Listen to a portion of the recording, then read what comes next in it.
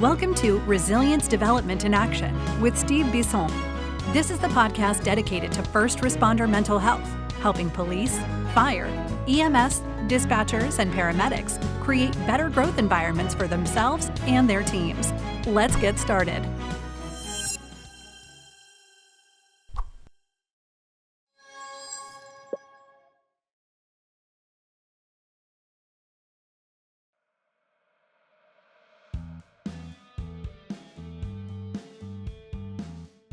GetFree.ai. You heard me talk about it. I'm going to keep on talking about it because I love it. I've had about a year and a half, 18 months practice with it, and I still enjoy it.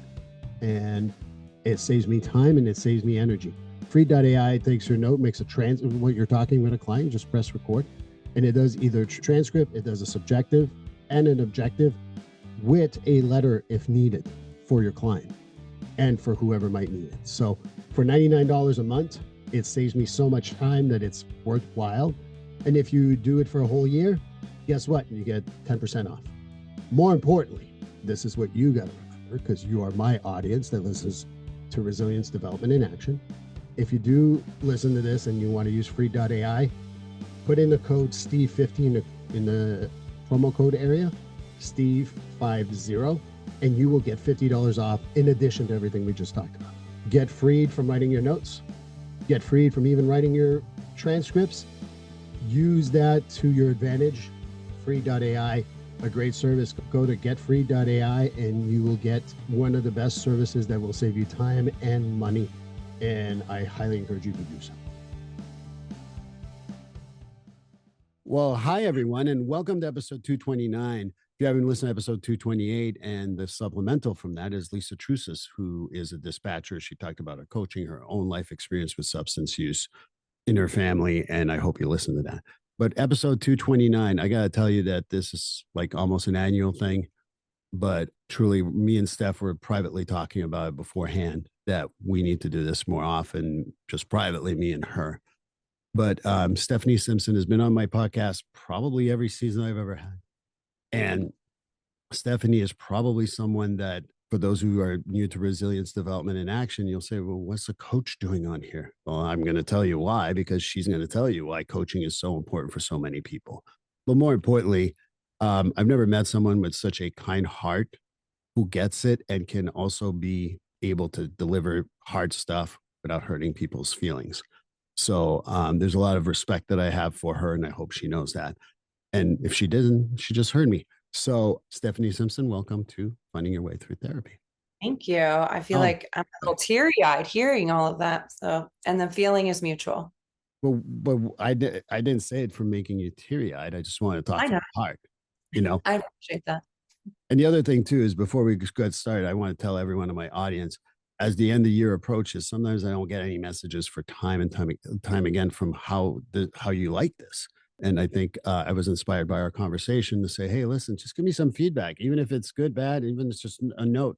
You can just do it from the app. You can do it directly from wherever you're using. And please give me some feedback because I like to have that idea. So that was my little vulnerable moment for me to share. But now that I talked you up, now it's time for you to talk yourself up. And maybe for those of you who haven't listened to, I think it's 9 episodes that you've been on. People who haven't listened to one of the 9 episodes, maybe you can do a quick intro from them. Yeah. Wow. That is 9 because we did some one-on-ones and then we've done some group ones. Yeah. Wow. Okay. So who am I? Well, I'm based in New York. I am a certified professional coach. I always like to say that I've gotten to this part of my life, though, from being a performer first and foremost. And so that's, I think, actually how we first got connected is one of your very good friends who also, I think, maybe guest hosts a couple of the podcasts. We went to college together and we danced together. And so dance and the performing arts have always been a big part of my life. And as I continued on my journey of being a human, but also just being curious about people and why some people feel more confident or perform better than others. I was just always really curious about that. And it led me to do some psychology stuff and ended up, starting my own coaching and consulting business. And really also, I guess the other part, I'm not doing a great job at talking about myself right now, but what I'm very curious about is how can people feel more whole and like themselves and really live satisfying, fulfilling lives. And I use those words very intentionally because I think a lot of times, myself included, is like, I want to feel happy. I want to feel this. And many years ago, I was like, oh, happiness is like this thing we're always trying to get, but never get. But how can we feel full? How can we feel satisfied? How can we find joy? And really wanting to, like, I just imagine, like, if everyone really felt those things, like, how different things would be, right? That a lot of the disconnection we have is because we ourselves are not feeling full and satisfied. And I was really like, when I stepped back at different times in my life, I was like, we don't have spaces for people to be able to share and openly talk about that. And so that was really an inspiration I saw myself being able to do it with the arts in a certain sort of way. And I was like, how can I do this in a bigger way for people who aren't necessarily consider themselves dancers or actors? And that's how I found myself where I am now. I think you did a pretty good job, but I think you're still underselling yourself. One of the things that Stephanie said to me a long time ago is, I said, I'm not a performer. I don't have like that voice, or I can't dance. And she said to me, you entertain people through podcasting and people are interested in that. So you are a performer. And it always made me think that we're all performing in some ways too, right? When we're in public, and I speak particularly with my guys from the first responder world, we have that persona, we have that position, and then we have our private life. And being happy all the time is a little hard sometimes, but that is the performance that we do. Steph is an amazing coach. She's worked with schools, she's worked with different places, and she definitely is underselling herself. So please go to her website. But I think Steph is someone who has worked with a large variety of people. And I know that she's been on when there was more of a general psychology one. But ultimately, I think that for my first responder people, you really need to hear her talk about different things to understand that she has a range that is pretty amazing, and truly appreciate her. So please go to her website. But I just want to play her up even more because I truly do admire her. One of the things that we've talked about off air is a grief and the change and everything else. My world of first responders have a lot to do with grief and loss. And most people think that grief is when someone dies. But I think it might be important for us to have a discussion possibly about, I know that for you, there's been a lot of significant change about your relationship with grief. So can you tell us how you got there and what your thoughts are? Yeah. Well, one of the things you already said is like, I felt like the story I had in my head was like, grief only happens when someone dies. And while I have dealt with loss in different ways in my life, I would say the last 5 years, I've really thought about grief in a very different way. And that actually we're all going through some sort of grieving process all the time.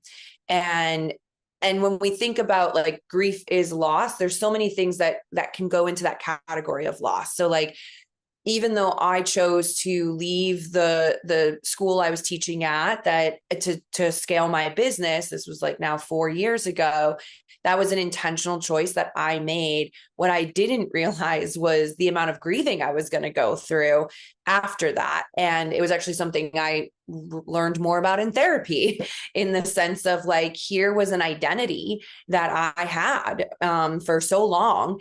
One of those identities being a teacher, one of those identities being a dancer or a performer or whatever it was. And by me shifting, and I look at it as like an evolution of my career, I was like, oh, I don't do those things anymore. And there's a part of me that's different, but I was also grieving the community that I wasn't in anymore. And that was something I was not prepared for at all. Like, as much as I was excited to start on this new venture of mine, I didn't realize that like not being in that community, while I was ready to maybe like evolve from that community, it was just, I don't know, it wasn't in my radar that like, oh, that's a grieving thing. And it actually comes up a lot in my work with my clients. I will listen to them sometimes and I'll be like, I'm kind of hearing, and you could tell me if I'm wrong, it sounds like there's a lot of grieving happening. Like you had this idea of something and it's not happening, or you made this change and you were excited about the change, but there's something that you let go of. And I can see the change in their face that just goes, oh my God, that is it. Like, that is it. And I do think it's something, and I love that you're talking about it more, that we don't talk enough about in our culture, that like change means that something has to like die and leave, right?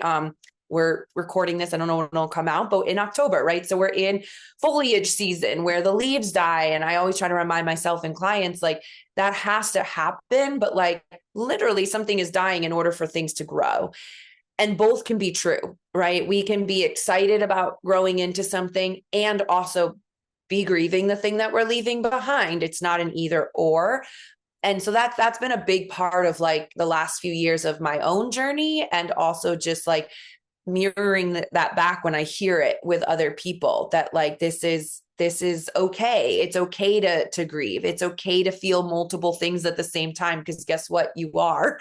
So it's okay to name that. And then I would say the other big thing that comes up is like, and this I feel like is a little cliche, but it's true, is that like, it's not linear, right? Grieving is not linear. And I will say, for some of the like more personal things that have happened in my life over the last couple of years, while I know that I've grown a lot and I've let go of a lot and I've moved forward a lot in certain things, there are moments where something will come up that will remind me of someone or something.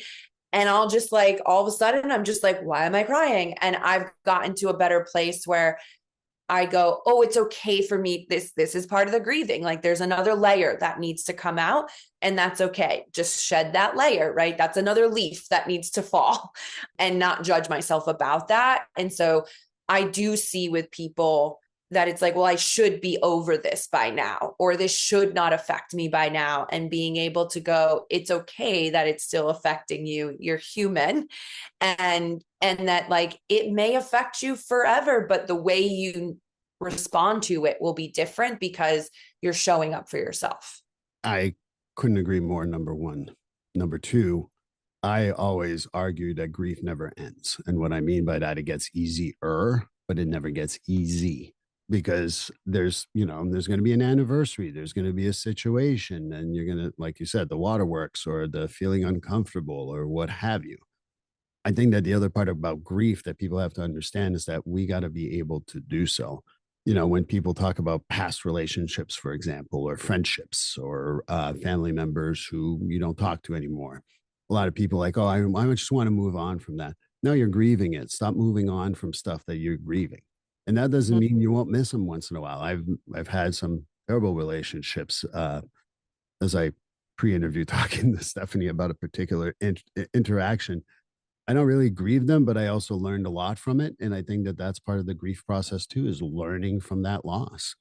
I don't know if you agree, but that's what I totally do. And as I'm hearing you talk about that, and this might feel very therapy coachy talk, but like, we have to feel it before we can then step away from it to then look at it and learn from it. Right. And so I also like, I think sometimes people don't want to feel the thing. They just want to like bypass the feeling and go, okay, I'm moving on from it. Or yeah, I learned this thing, or like whatever, and intellectualizing it, as opposed to like feeling it first. And I know I do this to myself sometimes, but like feeling the thing and really being in the emotion to allow the emotion to like process, so that I can then step back and go, okay. And like, I'm seeing how like I learned this, or I grew in this way, or blah, blah, blah.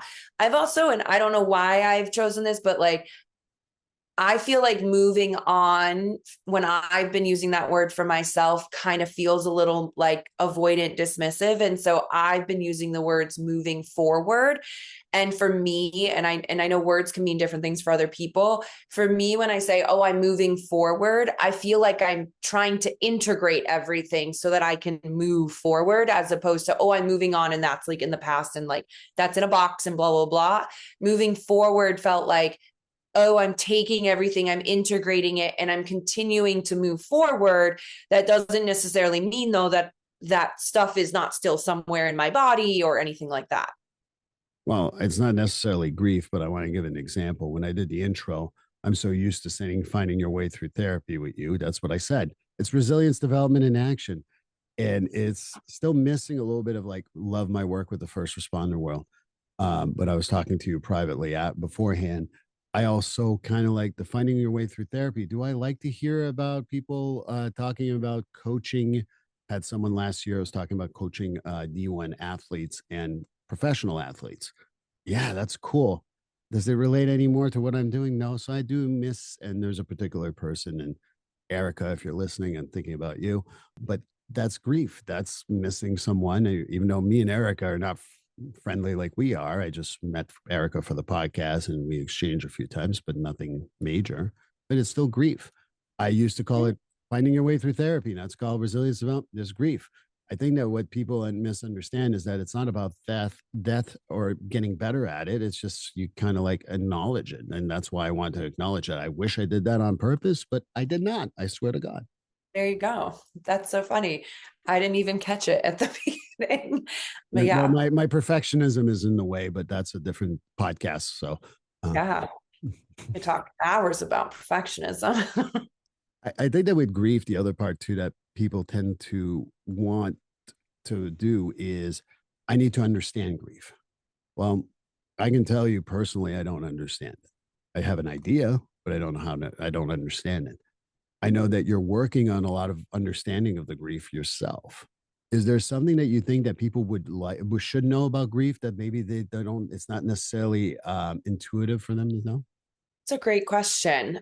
I think what comes up to mind for me, and both of this is like my own journey with grief, but also like holding space for other people that are working through it, is the more that we're trying to figure it out, the like more that I want to say the problem, but the more that we try to figure it out, almost like the bigger it gets, as opposed to like allowing ourselves to feel it, right? Like, so I myself with my therapist talk a lot about feeling things versus intellectualizing it. And so I feel even when I'm trying to like, well, what was this for? Blah, blah, blah. Or like, why is this still here? Or what does it mean? Or where is it coming from? Like that's intellectualizing it as opposed to just feeling it. And that if we're really feeling it, then we'll learn about it, I guess. I don't know. That was a rough draft impromptu sentence there. But like, I even just think about going, actually, as I'm thinking about this, I had an image that popped up in my head about dance is like, the dance work that I do mostly now, and a much smaller version, is more contemporary modern dance. And so there is kind of like, well, let's try this movement on and let's feel what's happening in the body. Where do I want to go next? And it is very much like listen to the body and move and feel what's happening. Then let's figure out what's happening, right? And is there something there we want to explore more? And I almost wonder, like, if we took that approach with grief, where it's like, well, let's just feel it. Like, let's draw it. Let's shake it out. Let's cry. Let's, where is it in the body? I do a lot of work with people on like taking whatever sensation they're feeling in the body. Like I'll say like, well, where are you feeling that grief right now? Okay. And then we create a sculpture out of it. And then I'll be like, okay, now put that sculpture in front of you. What are you seeing? What are you noticing? And then being able to like have that sculpture come from them and then bring it out of them to then be able to look at it. Then they're getting more information, but they had to feel it and be the sculpture first. Right. They couldn't start, right? We couldn't start with the intellectualizing. We had to start with the embodiment and the feeling of it and the process. So I guess the big word that I guess I would say is the process, like being in process with grief is going to give you, while I'm not saying it's easy, right? It's hard. And depending on what you're working through is going to have its different levels, but like being in process with it is actually going to be more fruitful on the other end than trying to figure it out right away. Like the figuring it out, even my body goes like tense, right? And then it's creating more stress and more frustration and therefore more grief. And I'm going to joke around with you. This is just a joke, but to keep my audience in mind, you'll ask everyone when you start talking about feelings. That's a no in my. But for most people who listen to me, also respect me. hopefully enough to know that feelings are part of it, because I certainly think that that's absolutely natural. I wrote that down because I thought it was a funny thing. And one of the one of the things that I kind of remind people is that everyone, if they have an ex and you've ever been broken up with, and if you tell me you've never been broken up with, I call you liar. But when you've been broken up with, you always want to know the reason why. Yeah. And I always ask someone, which answer will make you happy? Oh yeah. None of them. But that's grief, right? Because we're Right. not dealing with our feelings. We need to logically understand why someone felt the way they do. But you Right. can't logisticate feelings, if that's a word. But I think that that's one of the things that happens a whole lot. I mean, and that's the example I give about grief. Grieve the relationship. Even if I was dating Jane Doe and Jane Doe says to me, I broke up with you because of how you talk to your family. Well, what does that mean? Now I'd have another question. And Right. after they answer that, but that was an event. Why does she make it who I am? And then suddenly I'm like in these rabbit holes of not feeling anything, but blaming the other person. I think that Right. for me, one of the grief things in outside of like loss of people, we look for blame. I think you talked Oh about feelings. yeah. I Hmm. think one of the things with grief is people look for blame. I look at, again, I'm pointing to you, first responders. They need to find the culprit, so to speak, whether it's a relationship or what have you. Go ahead. Well, that reminds me of like it because when it's a sense of control, right? When we emotions, how do I want to say this? We do have control over our emotions. I will say many of us, if not probably all of us, were never taught actually how to do that, though, right? So it's a very foreign concept to us.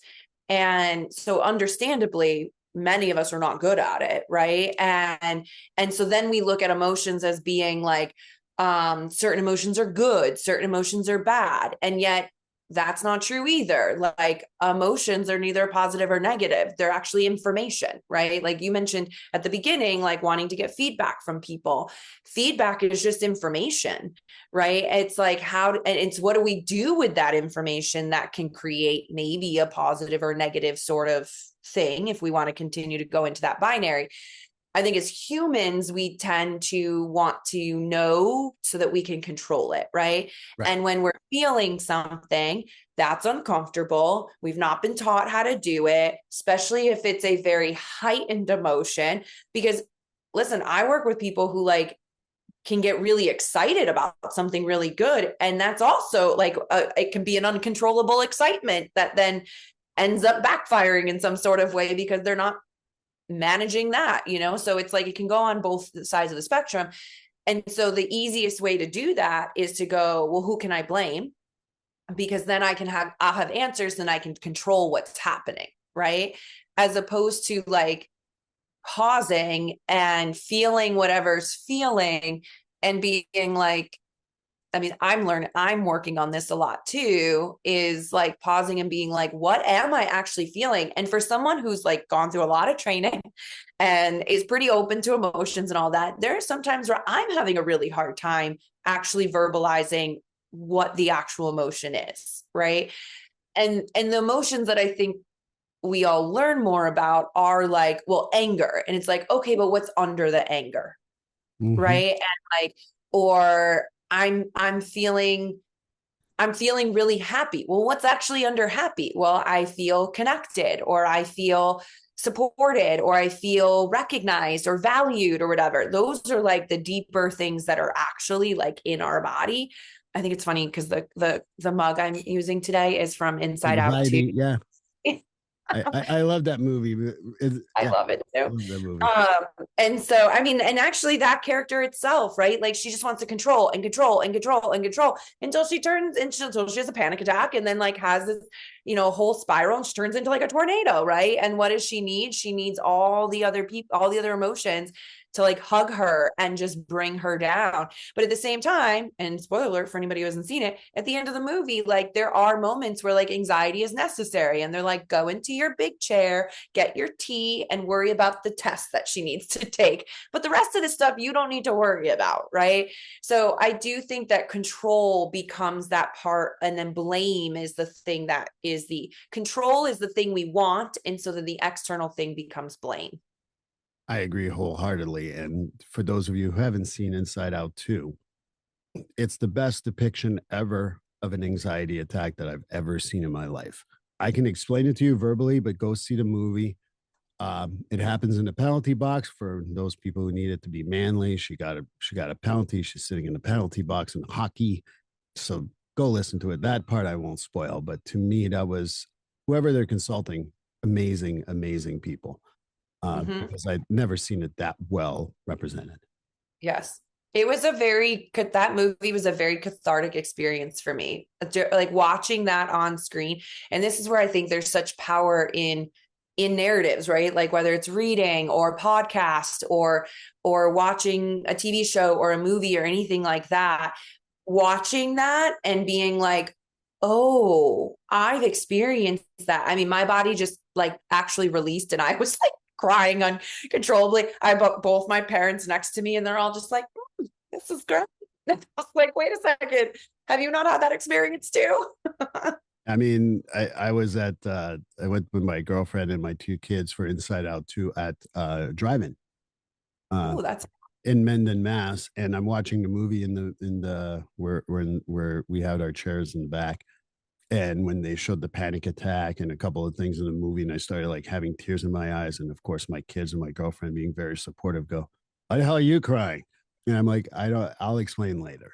And I didn't personalize that because I get where they were coming from, but ultimately there's a lot in that movie that explains. And go watch Inside Out 1, the first one, because that's the whole message. No spoiler alert, but you'll learn that all emotions are needed. Anger is nor good or bad. Happiness is not good or bad. Fear is not good or bad. It's what you do with them. And I think that's the message that you're trying to say, because you talked about the process. Who gives a crap about the process if you're not able to observe your emotion? I mean, on a deeper Buddhist level, what I'm learning right now and still learning, because I'll learn every day, is when I have an emotion, not to express it, but to observe where's the root of that emotion? Where is it coming from? And then saying, okay, is this the appropriate place or not? Am I perfect at that? Absolutely not. I still struggle regularly. But learning to observe your emotions is so key. Yeah. What came up for me as you were talking about that, and something I didn't share about like what I do. So my second master's, which is in clinical psychology, my thesis was all around stress. And so I work with a lot of people on like how to have a healthier relationship with stress, and actually teach a class at a college here in New York at John Jay College of Criminal Justice. So I actually teach a lot of future first responders, and we talk about stress. Well, the whole class is about stress, but really about like, how are you using this in all areas of your life? And that stress is also a necessary thing, right? And actually to live sustainable, fulfilling, satisfying lives, we do need a certain amount of stress. But when stress becomes too overwhelming and too much, that becomes a problem or a challenge. But also when we don't have enough of it and we're not challenged and engaged in like a healthy way, it also creates like more depression or numbing out or anything like that. And emotions are a big part of that, because when we're not, as you said, pausing and observing our emotions, if we avoid them, that is literally the like freeze and the flight version of fight, flight, freeze, and fawn. If we're over performative or we decide we're going to fight back all the time, that's the fight and the fawn, right? And so we need we need that to be alive. Like there's a reason our stress cycle is still a thing in us as humans. Like we do need it, but people don't realize how much daily things either they're keeping internally. And I think what a big shift for a lot of my students are, they think that all stressors are external things, right? And they're not, they're internal as well, right? So if you're not recognizing your emotions, if you're not like we were talking beforehand, like the voices in our head, my little gremlin who has a name, right? Like when I'm not acknowledging that is the gremlin talking and not me. And as you reminded me of like sharing that with other people for them to be like, you do realize that's not you, Stephanie, that's your gremlin. Like if we're not building tools for ourselves to do that, that's the internal stress that over time will actually kill us. Not the external, like there can be an external thing that happens And yet we actually are probably better at dealing with the external things because we have these plans and we know how to do them, blah, blah, blah, and like all the logistics. But the internal stuff, if we are not finding ways to have a relationship with that and an ongoing relationship with that, learning, curious, all of that, that's the stuff that over time actually kills us, literally, physiologically and biologically. Well, this is a good place. We're going to pause a little bit here. We're going to go to the second part. We're going to stop here, but we're going to start a second part for Friday. We're going to release it. But I wanted to thank you right now, but I want to get back on this stuff. Please like, subscribe, and follow this podcast on your favorite platform. A glowing review is always helpful. And as a reminder, this podcast is for informational, educational, and entertainment purposes only. If you're struggling with a mental health or substance abuse issue, please reach out to a professional counselor for consultation. If you are in a mental health crisis, call 988 for assistance. This number is available in the United States and Canada.